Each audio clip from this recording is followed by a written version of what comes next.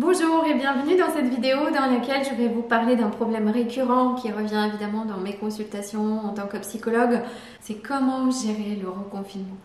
Confinement, reconfinement, c'est très compliqué pour le cerveau cette année parce qu'il est obligé constamment de se réadapter aux nouvelles informations et aux nouvelles situations.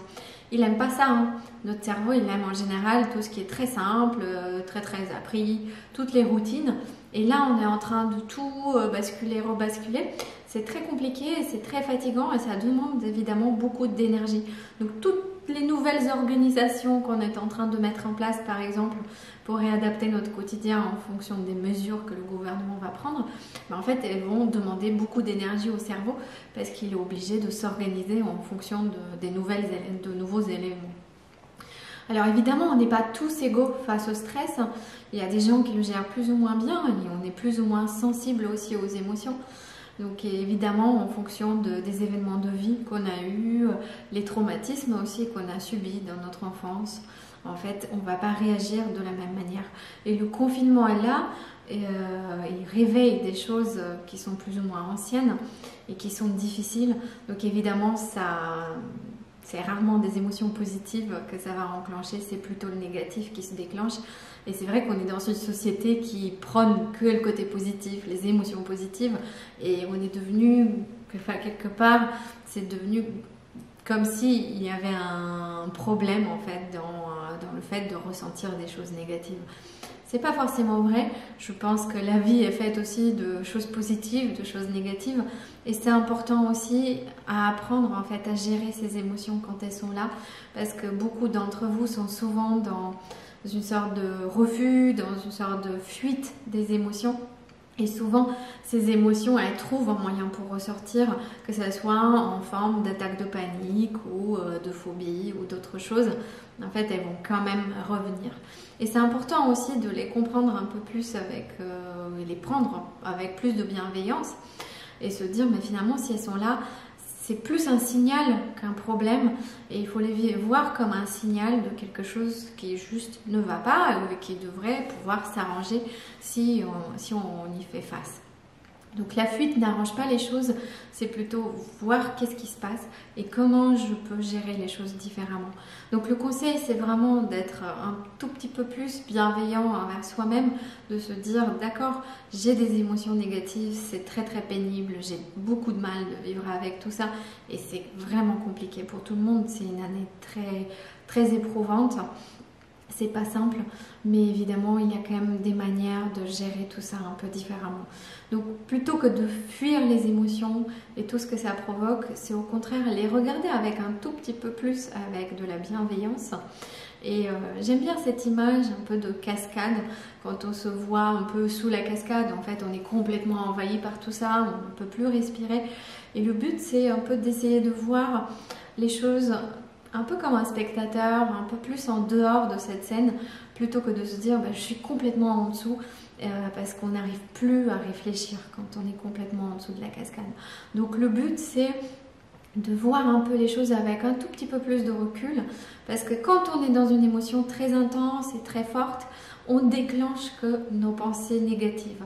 On va déclencher toute la partie catastrophe, toute la partie très noire et les pensées vont aller sur des anticipations, sur tout ce qui ne va pas, sur tout ce qui n'a pas été.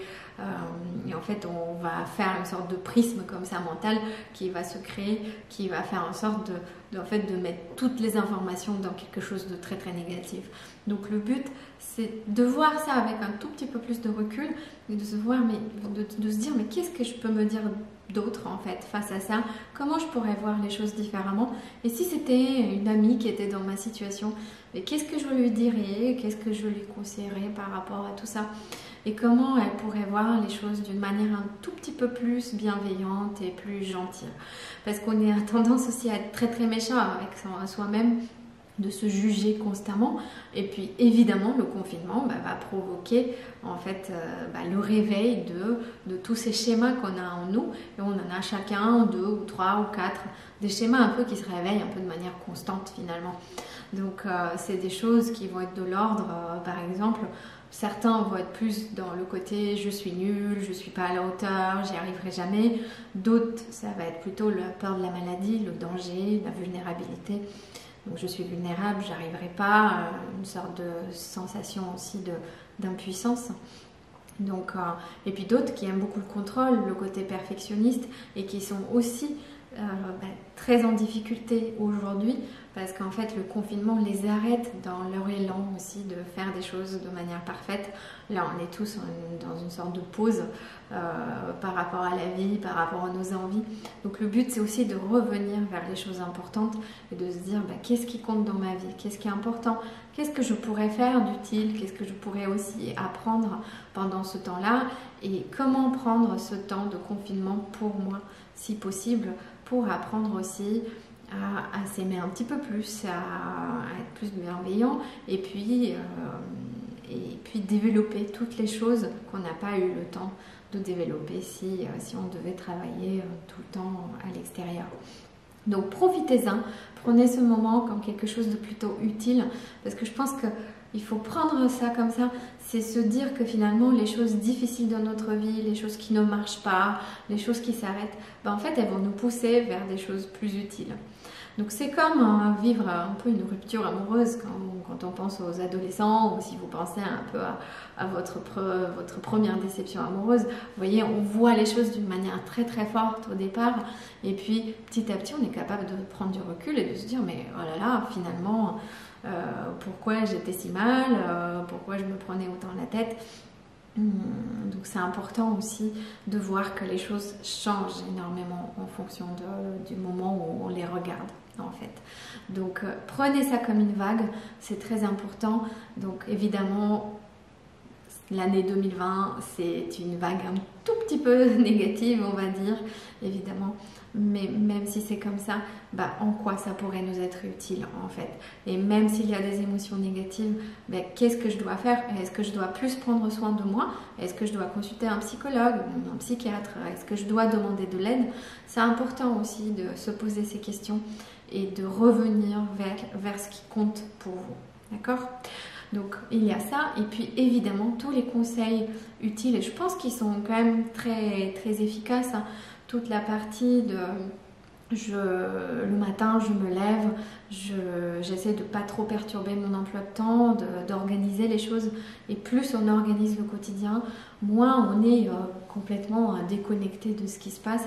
Donc c'est très important d'avoir un emploi de temps, des choses que vous avez prévu de faire, quitte à utiliser un agenda, se dire demain, après-demain, après-demain, je fais telle et telle chose, j'aimerais lancer telle ou telle chose. Donc vraiment en profiter pour mettre en place une sorte d'organisation nouvelle. C'est là où je vous disais, le cerveau il est obligé de se réadapter. Réadaptez-vous face à ça, c'est très important. Donc mettez en place des nouvelles routines, elles sont très importantes. Et pareil, faites attention à l'alimentation, à l'alcool. Si besoin, il faut vraiment demander de l'aide par rapport à tout ça. Et il ne faut pas rester seul. C'est vraiment les moments qui fragilisent. C'est des moments qui sont difficiles et c'est important de s'écouter et de voir qu'est-ce qui doit être changé dans ces moments-là. Donc prenez un peu cette consigne-là, cette idée que votre corps est votre ami et s'il vous donne des symptômes, s'il vous donne des choses désagréables, c'est aussi pour vous prévenir qu'il y a quelque chose qui ne va pas. C'est pas pour vous embêter. Alors dans les conseils utiles, il y a aussi les choses qui sont conseillées de faire, mais aussi les choses qu'on déconseille. Et typiquement, regarder la télé en boucle toute la journée, c'est quelque chose qui ne vous fait pas du bien. Donc essayez de vous extraire de tout ça. Il y a beaucoup d'informations négatives qui sont en train de passer. C'est pas très agréable. Ça tourne tout le temps vers le scénario catastrophe. Donc évidemment, essayez de vous extraire de tout ça. Parfois, juste regarder 15 minutes, une demi-heure par jour ou si besoin, même essayer de se couper pendant 1 ou 2 semaines de toutes ces informations catastrophes qui sont évidemment, qui renforcent en fait votre anxiété et votre stress. Dans tout ce qui est médias, il y a aussi l'utilisation des réseaux sociaux, Facebook et autres. Essayez aussi de ne pas trop les surutiliser. Vous savez très bien que ça augmente l'anxiété et la dépression. Il y a eu plein d'études là-dessus. Donc évidemment, il faut faire attention à tout ça. Et un dernier point que je voulais partager avec vous qui est très important, qui concerne une petite technique qui s'appelle la cohérence cardiaque. Alors c'est un mot un peu qu'on comprend pas très bien, mais en fait c'est très très simple. Il s'agit juste de rééquilibrer sa propre façon de respirer et ça s'apprend. Donc en fait les bébés naissent avec une respiration qui est plus ou moins différente en fait, et en fonction de cette respiration là, on est capable plus ou moins bien de gérer les événements de vie. La bonne nouvelle, c'est que ça s'apprend et plus on est entraîné, plus on est capable de gérer le stress d'une manière plus rapide et plus efficace. Donc c'est une technique hyper efficace, très très utile, qui peut vous être utile pour plein d'autres situations dans la vie. Il n'y a pas que le confinement. Quand vous êtes stressé, quand vous ne vous sentez pas bien, quand vous avez votre chef qui vous énerve, c'est une manière très très simple de calmer les choses. Alors qu'est-ce que c'est tout simplement? C'est une technique respiratoire qui permet de rééquilibrer l'inspiration et l'expiration.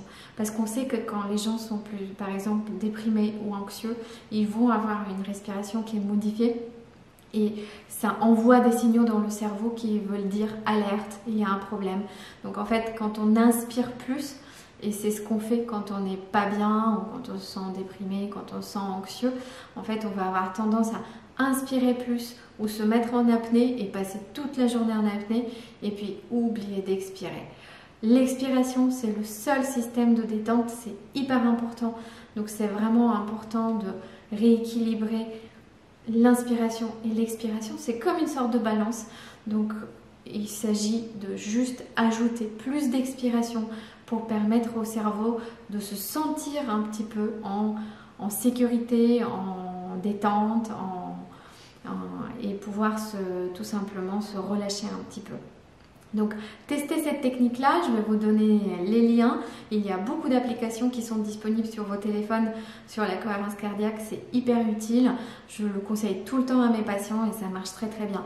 Donc à la fois il faut le faire un peu par prévention, ça a des effets à court terme sur l'anxiété. À moyen terme, ça permet aussi de diminuer très très bien les attaques de panique, voire même de les faire disparaître. Et après, ça diminue aussi la quantité d'hormones de stress. Ça modifie un petit peu cette structure dans votre cerveau qui traite tout ce qui est danger, tout ce qui est émotion de peur. Donc c'est très important de pouvoir l'intégrer dans votre quotidien. Tout simplement, le cerveau, il a une sorte de zone dans le cerveau qui traite tout ce qui est émotionnel, tout ce qui est difficile, tout ce qui est peur, tout ce qui est lié à la peur. Et avec cette cohérence cardiaque, tout simplement, qui fait que notre respiration va être dans une sorte de vague, j'inspire tranquillement et j'expire tranquillement. Donc ça va remodifier un petit peu votre façon de respirer. Donc je vous disais, les gens anxieux ont tendance à respirer un peu différemment. Donc on a tendance, en fait, quand on est anxieux, de respirer d'une manière très superficielle, ici, dans la partie superficielle du corps. Et en fait, la bonne respiration va passer par le ventre. Donc tout simplement, qu'est-ce que c'est? Donc j'inspire plutôt en gonflant, pas ici. Donc en fait, quand on est stressé, on va gonfler la poitrine ou on va se mettre en apnée et c'est pas bon pour le cerveau. La bonne respiration, elle passe beaucoup plus bas. Donc j'inspire, je gonfle plutôt le ventre, ici, plus bas. Donc le ventre qui se gonfle. Et à l'expiration, je prends le temps d'expirer. Donc j'expire pas en 1 seconde. La bonne expiration, c'est plutôt 5-6 secondes. Donc on sait que l'équilibre physiologique humain, il est sur 5-6 secondes d'expiration et 3-4 secondes d'inspiration. Donc l'inspiration devrait être beaucoup plus courte que l'expiration et quand on est stressé, on fait exactement l'inverse. Donc là, l'important, c'est que vous appreniez avec une technique toute simple et très très rapide. Donc le but, c'est de le faire 3 ou 5 minutes par jour, en fait, à rééquilibrer cette respiration-là et ça va faire un bien fou à votre cerveau et à votre façon de réagir face au stress et de gérer le stress au quotidien. Entraînez-vous bien, je reviendrai là-dessus en détail lors de la prochaine vidéo. À très bientôt!